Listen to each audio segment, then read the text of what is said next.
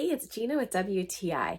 When I've worn fitness trackers in the past, I would get really irritated by how short the battery life was and how they felt on my wrist.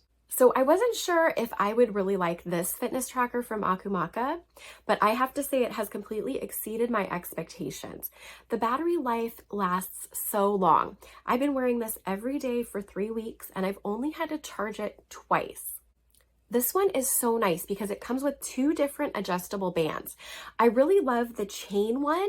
It feels so comfortable and it doesn't wiggle around a lot or get in my way, which I really appreciate. The space is small, again, for my small wrists, but it is very easy to read. This comes with a downloadable app so that you can connect to your phone.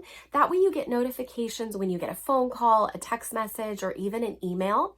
I also love that I can set my fitness goals. So once I reach the amount of steps I've set, it congratulates me, which is awesome. It makes me feel really accomplished for the day. I also love that I could customize the display picture on it. I was able just to upload a picture that I had on my phone so I can see my husband and I every time I flip my wrist because I have it set to turn on as soon as I do that.